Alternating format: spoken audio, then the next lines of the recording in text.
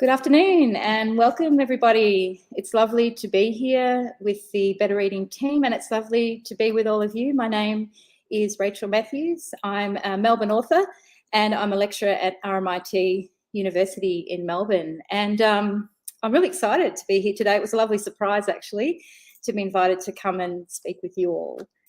And before we begin, I just wanted to acknowledge that we are on the Gadigal land, and to acknowledge also that this is stolen land and it's a privilege to be here. So how are you all today? It's a beautiful day in Sydney, and can I say it's much nicer here than in Melbourne at the moment. It's been really awful. Hi Helen. I imagine that you're all calling in from different places.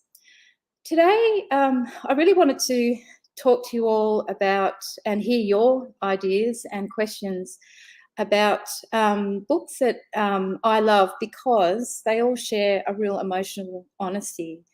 And in my classrooms at RMIT, that's one thing that we always talk about. And hi, Stacey. Hi, Michelle. Hi, Helen.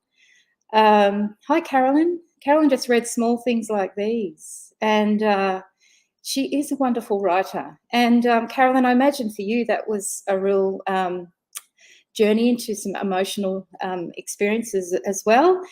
And Natalia is reading Tilda is Visible, and we have here, Dex is just passing it to me. I have started reading this, and I actually said to Jane this morning, I think this is a sassy sort of existential black comedy, women power, wonderful all in one. So do not miss this book. It's wonderful. Oh, hi, Jane. And who else do we have? We've got Sharon and Jill and Yvonne. Yvonne, you know, I actually would love to get to the Northern Rivers. I've heard it's a really beautiful place. So I'm hoping in my next visit to get up there. And yeah, feel free today to ask me questions, just a bit about my writing. Somebody asked me if this was a self-help book, and well, it's not. Somebody asked me also if this was a dating revenge book, and I said that would be really inappropriate. But this book is a tragicomedy, and it's my third novel, and it's really about people who are just trying to live their lives the way they want to and not according to what society tells them they should be and who they should love and where they should live, and the Kardashian ridiculousness of the world that I think we should call out.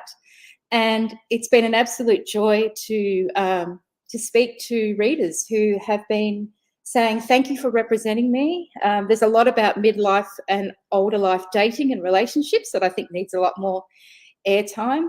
And people are saying that it makes them laugh and it makes them cry. So I'm really happy about that. Now, who else have I not said hello to? We've got Yvonne.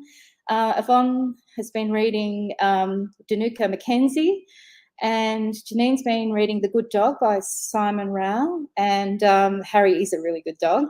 And we've got Malvina's talking about Unruly. David Mitchell's really interesting, and Malvina, I think he treads that fine line between, you know, tragedy and comedy really well. And Wendy's reading Get Your Feet in the Dirt, Girl. Yeah, that's a great title, isn't it?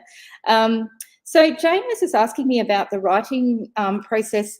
I have to tell you all, folks, I'm a bit free range in my early parts of my writing.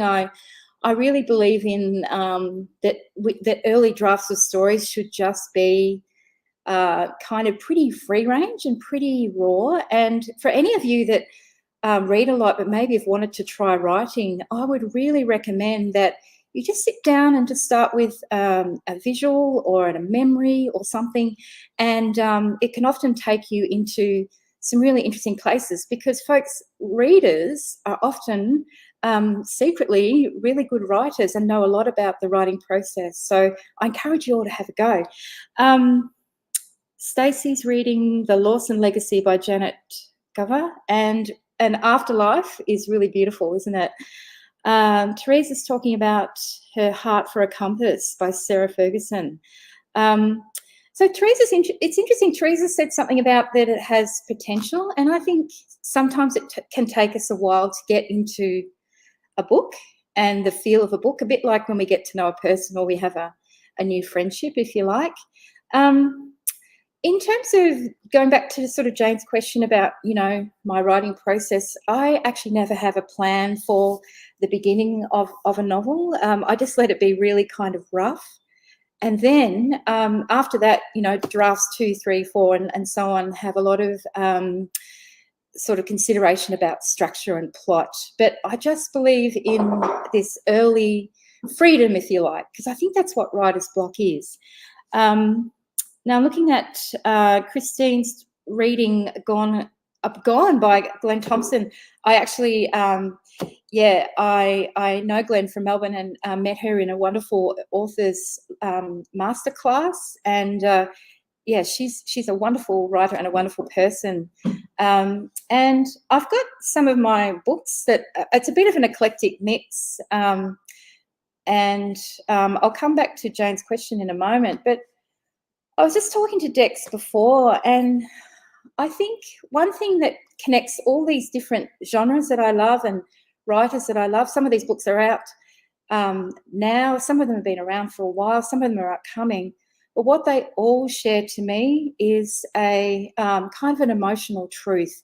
They go into those hard conversations, because I think as a reader, I know when I read a book, I want to feel human again. So I just want to mention some of these books that you really need to keep an eye out for. The first one is Ink Flower by Susie Zale, who's a wonderful Melbourne writer.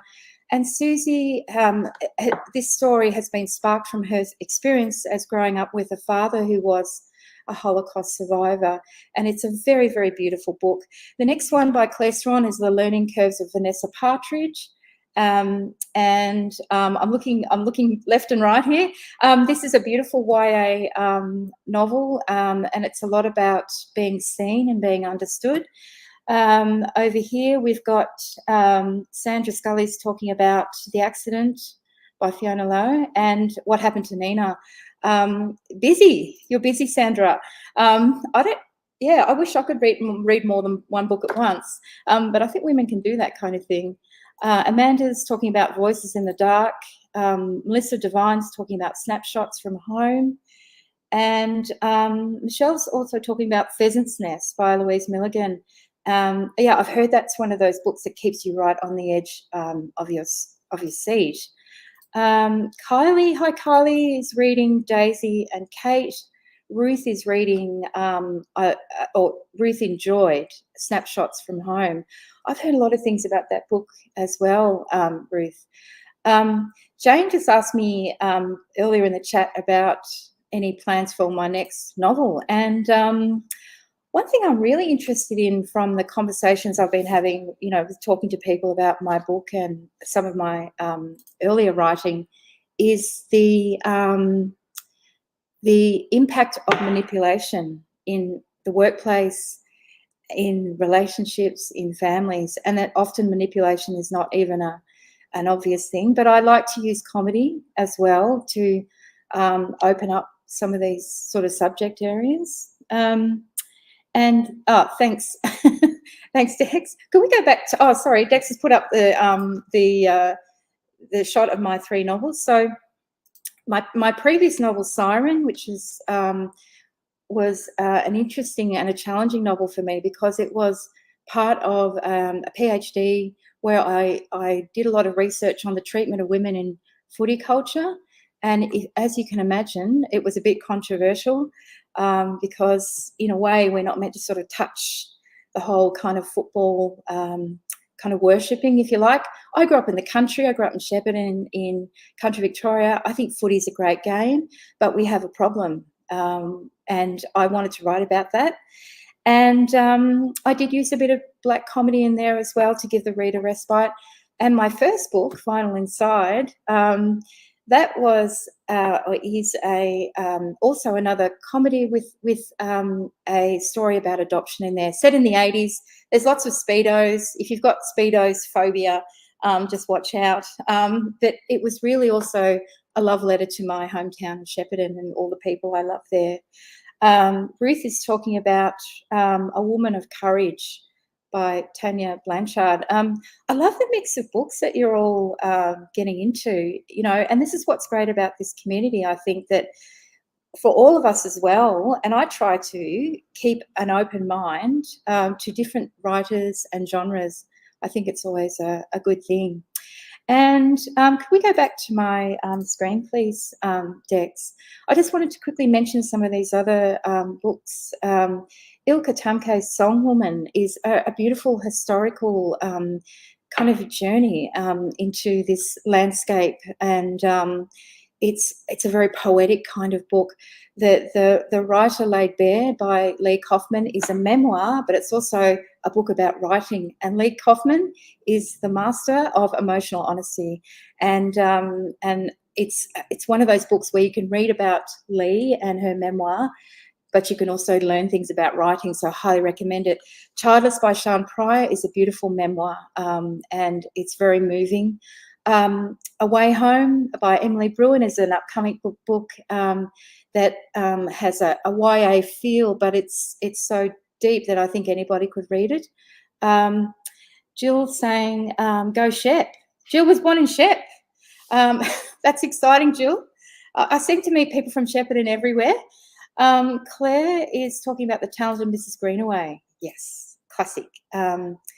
And just a couple more books here. Serengeti by Eugene Bacon is a really unique, interesting kind of voice and really clever writing. Wendy Harmer's beautiful, beautiful memoir, Lies My Mirror Told Me, is so well crafted, and I highly recommend you have a look at that. Anthony Yark's Travelling Companions is this wonderful kind of journey into journeying and the people you meet when you're traveling, and it's set in Europe, and it's wonderful. I also got a bit sentimental about Storm Boy. Dex, you're probably too young to know Storm Boy. I remember the movie. Yeah. Yeah, Storm Boy is a classic, and it was an important movie and book by Colin Teal, because it also was talking and presenting and exploring Indigenous stories as well. Julie's talking about Anna O by Matthew Blake and The Frozen River. How do you all get time to read? I don't think people sleep anymore. That's amazing. We've got so many books. Dex, would you mind just putting up the... Now, I have mentioned this wonderful book. Don't Miss Tilda is Visible. I love the cover too. It's got everything in it, and I'm hooked already. Julie stays up very late. Yeah, we all do that, don't we, Julie? We think, how many hours sleep do I actually really need? Glenn Thompson's Gone, which was mentioned before, it's a keep you on the edge of your seat. Wonderful book. Fiona Scott Norman, another Melbourne writer, wrote this wonderful book called Hard Knocks, and it's interviews with people about the impacts of bullying. And there are all sorts of sort of musicians and celebrities mentioned in that. Of course, the wonderful Kate Mildenhall's Hummingbird Effect. Just switching over and having a look. Wendy's talking about Storm Boy. I wonder, Wendy, if it was different when you reread it. And Kylie is a fan of Storm Boy. I'm so glad. Yeah, and Sandra also loves Storm Boy and Colin Teal's books. So Sandra's had the pleasure of actually visiting Colin's home, and wow, I feel very jealous, Sandra, that you've had that time. And Ruth doesn't sleep either. I think we're going to have a support group for readers who don't sleep, and because it's hard, isn't it? Once you start getting into a book, it's hard to put it down. Teresa says she gets grumpy. She gets like withdrawals if she hasn't read for a couple of hours. I completely get it. In fact, I think we need like work time in the workplace where we can just go and read, and we should be allowed that. And Wendy still enjoyed it and going back. Eleanor loved Frozen River. Ruth has seen the movie of Storm Boy. Ruth, I highly recommend the book. Dex, can we just go back to my screen, if that's all right? Now, just a couple other books I really want to mention. I know it's a quite an eclectic mix here, but as I said to you, all these books to me go into the hard conversations and celebrate kind of a human spirit and the emotional experience of life, really. On a Wing and a Prayer is a really wonderful book by Di Webster Morrissey. And I don't know if any of you know about this really interesting race in the 30s, and it was a race between Melbourne and London. It was an air race. It had all those great characters, and Aubrey saved the day. That's all I'm going to say. You would have all seen Lucy Trelaw's beautiful Days of Innocence and Wonder. Justine Sless is a wonderful comic writer who writes with real realism and poetry. Don't Miss Measured Silk and other stories. Of course, the amazing Tony Birch, Women and Children. Yeah, there's Tony Birch writes like no other, I think. I also want to bring in some poetry as well. Nam Le is a wonderful Vietnamese poet from Melbourne, and I often say to my students that poetry can actually teach us a lot about all kinds of writing, because it's where words have to really do their work. And this is an exciting book coming up called The Rewilding by Donna Cameron, and it seems to have everything. I'm looking forward to reading it. You know, but it's sort of described as a book for the world, and a lot about these issues that we're concerned about now. Kylie's saying that she saw Storm Boy, the movie, again, and yeah, I haven't seen the movie actually, Kylie, but I'm actually going to check it out. I just wanted also, just feel free if you have any questions also about the writing process. I want to also thank all of you for supporting writers in Australia, because it's a tough industry, and as I said, for a lot of you who read a lot, never underestimate how much you actually know about a book and the writing process from reading so much as well. Yes, so it's I think the thing that I've learned from teaching in so many different classrooms is that once my students actually start to not worry so much about the plot line initially, and they just start to think about, you know, what is it I really want to say to my reader. Once they go into that, they're fine. And also once they stop worrying about trying to write like someone else, which is what we do. Kylie, it's all right to binge. I'm going to give you permission to binge. Dex is laughing. I think we all binge. We need a sort of a binge confession. Because, I mean, there's worse things you could be doing, isn't there, really? How are we going for time, Dex? Great. Oh, great. Yeah, and another thing I just wanted to say too, that I think with books is that a lot of the books that stay with us, I think, stay with us because there's something in us has shifted a little bit, and we hang on to those people because maybe they do or say things or express themselves in a way that we would like to. And I think that's the joy, isn't it, of a book. So yeah. Folks, if anyone has any final questions or comments, feel free to pop them in the chat. It's been absolutely lovely to be with you today. Thank you again for reading and for supporting books and the whole community. And I hope you all get to do some writing yourselves as well.